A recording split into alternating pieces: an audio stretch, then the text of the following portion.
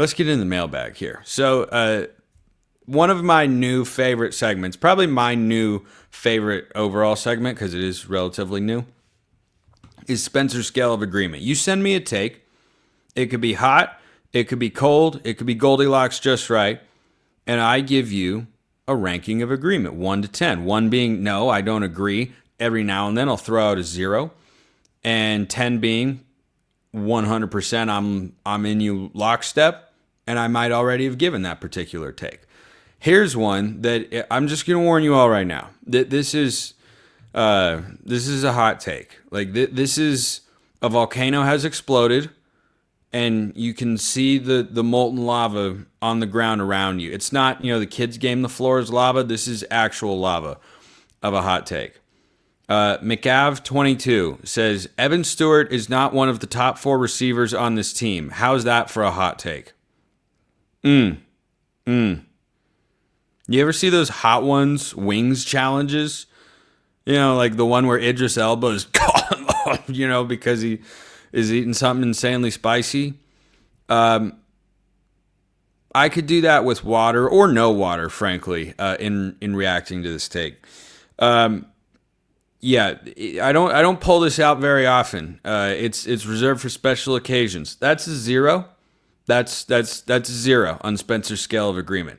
There is I repeat, no part of me anywhere whatsoever. I searched every inch of my body, and I also was exploring the deep caverns of my own thoughts to see if I could find anything to get behind the idea that Evan Stewart was not one of Oregon's top 4 receivers. Couldn't do it. Could not do it. Not only is he the receiver with the most NFL upside, he was also the one with the most returning production from a season ago, or just at any point in his career. Oregon does not have a receiver on the roster who has had a 600-plus yard season. Evan Stewart had one just last year. So that's an incredibly hot take. Incredibly hot take. I don't even know. I don't know who you could or how you could get into. I know DeCorian Moore is insanely talented. He hasn't taken a snap of college football yet, and Evan Stewart was also a 5-star recruit coming out of high school. I don't think Evan Stewart was number 1 receiver, but he was just one of them. So yeah, that take gets a very rarely seen 0. I respect the boldness to put something out there with your handle on it for me to talk about here on the show. But your question, how's that for a hot take? Among the hottest I have gotten. Yeah, top 4. If you'd said Evan Stewart wasn't the best, like, okay. I still don't know who you would have put into that spot, but at least it would have been just one person that you had ahead of him. Maybe you think, nope, DeCorian's better right away. Like, oh, okay. Like, I don't agree, but okay. But top 4, no. Okay, that's not a thing. So, but I respect the boldness. I respect that. That's a hot one sort of challenge right there. DMore9717 sends this one in. Wondering what your confidence level is for us landing these respective players: Brandon Arrington, Tyler Atkinson. I think Hampton is supposed to be Messiah Hampton. Personally, I'd say 2 out of 10, 2 out of 10, 5 out of 10.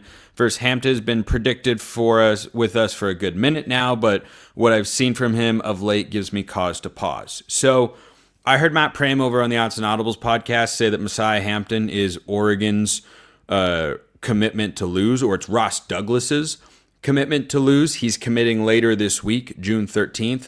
So on that front, plus what I have heard and what I've read, I'm sure we've read and seen some of the same things.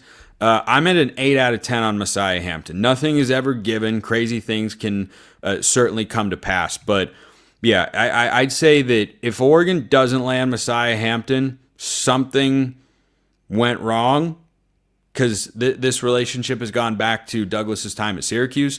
So I feel about an 8 out of 10. As for the others, Atkinson's the one I have the lowest amount of confidence in. I'm with you that that's a 2 out of 10 for me.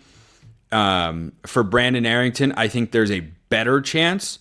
I don't think you didn't mention O'Brien in here as another 5-star athlete that Oregon had on campus over the weekend. By all accounts, it went well. Though, to be fair, I don't think I've ever seen a school have a big weekend of 5-star visitors and it doesn't go well. Like, I've never seen reports, say like Brandon Arrington breaks down his latest visit with Oregon and why it was a disaster. Like, that's never happened. It's always, it was great. It was a game changer. Man, it was huge. Like, I don't know. Those stories are just all over the place this time of year, and I have the same thought every time I see one. Like, who has ever said publicly, who's ever come out publicly and said, yeah, this place is now off my list. The visit was terrible. I don't like the coaching staff. Nobody says that. That doesn't happen. Anyway, so Atkinson is the one I have the least amount of confidence in. Arrington, I'll go 3 out of 10 at the moment, just because there are a number of heavy hitters in the fold, including USC. But the reason I have the least amount of confidence in Atkinson, Arrington is from the state of California. Oregon has recruited that area historically better than they have Georgia, which is where Atkinson is from. He's the number 1 linebacker. Oregon's gone up against Georgia for the number 1 linebacker in the past. The Bulldogs won. And that this guy is in Kirby Smart's backyard. Brian Smith of the Portal Podcast recently ranked his top recruiting head coaches in college football. He had Dan Lanning 4th. He had Kirby Smart 1st for a reason.